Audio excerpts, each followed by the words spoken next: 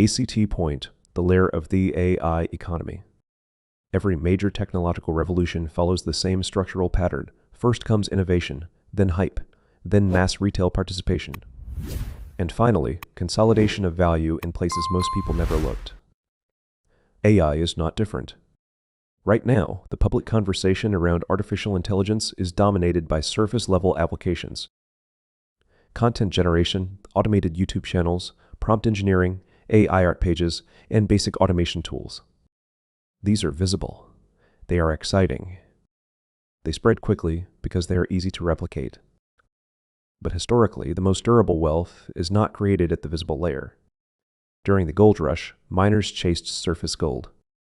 The long-term fortunes were built by the people who supplied infrastructure, railroads, equipment, logistics networks. During the dot-com boom, retail investors rushed into flashy websites. The companies that quietly compounded value were those providing servers, chips, bandwidth, and back-end systems.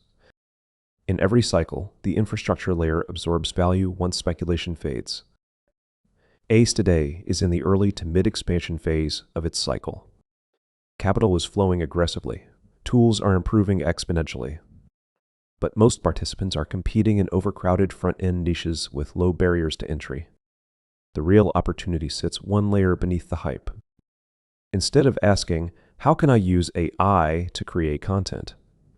A more strategic question is, where does AI create structural inefficiency and who pays to remove it?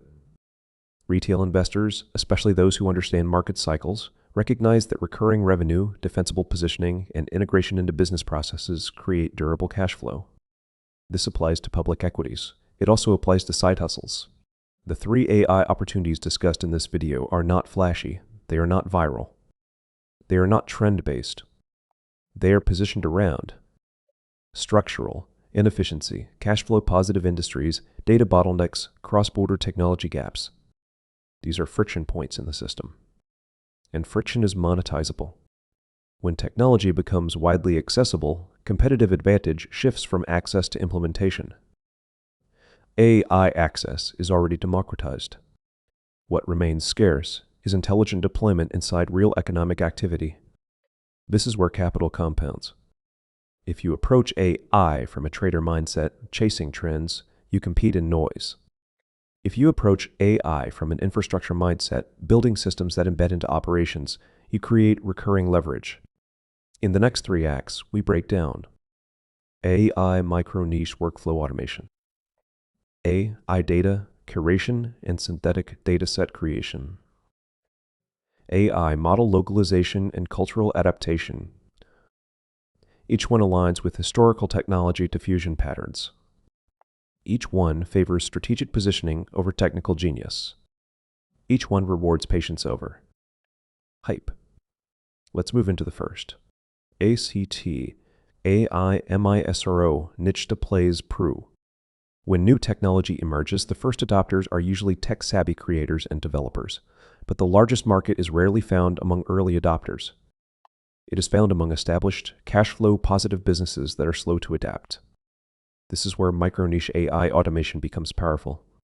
Instead of marketing yourself as an AA expert, you position yourself as a margin expansion specialist for a very specific vertical.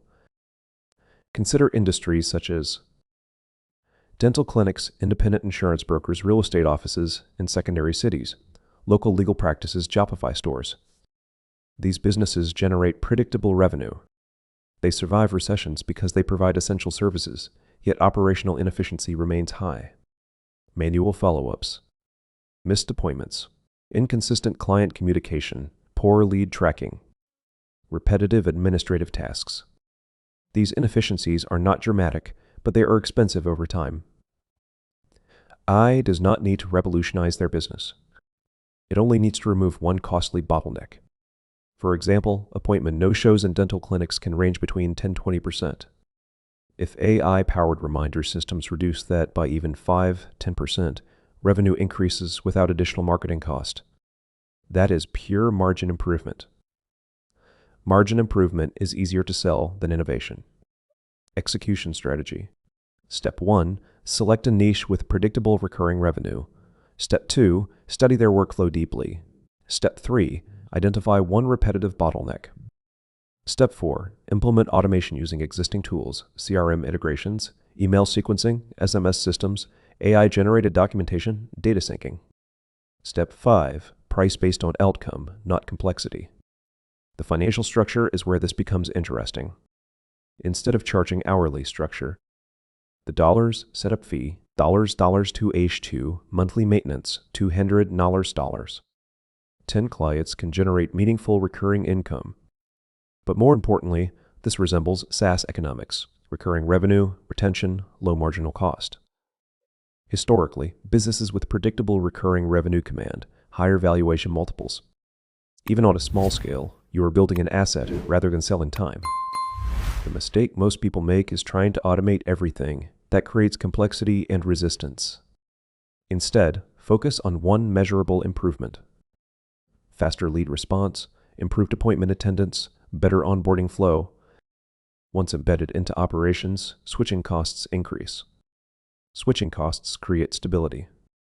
And stability compounds. In a broader market cycle context, as AI adoption normalizes, these systems become standard infrastructure. Early movers build relationships and operational familiarity that later entrants struggle to replicate. This is not a speculative hustle. It is applied operational leverage. AC2, AI data curation and synthetic datasets.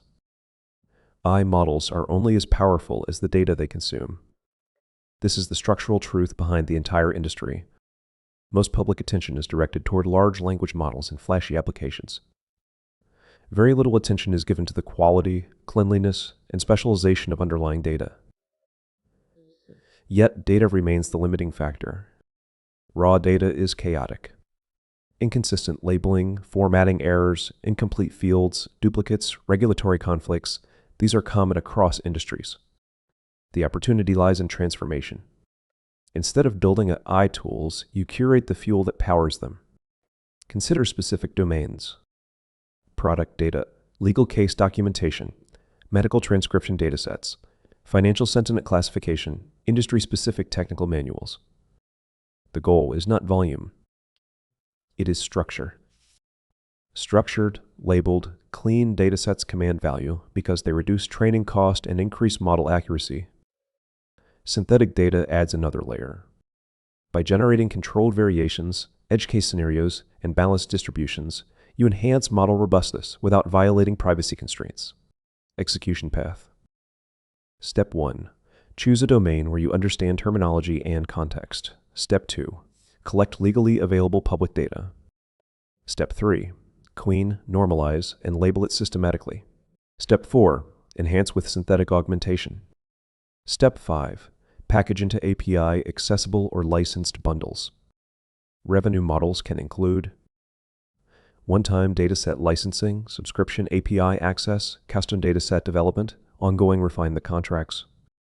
Why does this align with market cycles? Because as AI consolidates, general models become commoditized. Competitive advantage shifts toward specialization.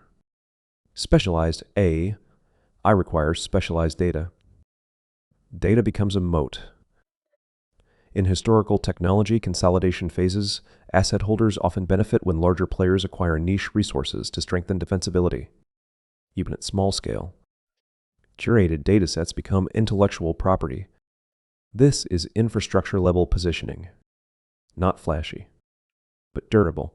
ACT4, AI model localization and cultural adaptation. AI models are global by design. Markets are not. Localization is often misunderstood as translation. True localization involves behavioral nuance, regulatory awareness, tone calibration, and psychological alignment. An AI marketing assistant trained on US. Consumer behavior may perform poorly in Central Europe or Southeast Asia. Trust signals differ. Humor differs. Risk tolerance differs. Compliance requirements differ. In previous globalization cycles, companies that localized effectively outperformed exporters who assumed uniform demand. The same dynamic now applies to AI. As AI startups expand internationally, they face adaptation challenges. Tone misalignment, cultural misunderstanding, legal non-compliance, a conversion inefficiency. This creates demand for specialists who bridge global AI systems and local economic realities.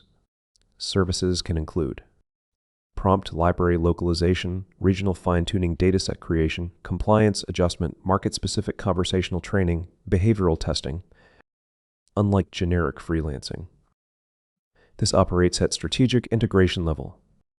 Contracts can range from project-based adaptation to ongoing refinement retainers. The macroeconomic context strengthens this opportunity. As AI adoption diffuses globally, local customization becomes necessary for competitive performance. Historically, in diffusion phases of innovation, intermediaries who adapt core technology to local markets generate durable cash flow. This combines cultural intelligence, strategic analysis, and technical familiarity. Competition remains low because most participants chase visible AI applications rather than structural gaps. This is not about building another chatbot. It is about positioning yourself between global capability and local precision. And that gap is profitable.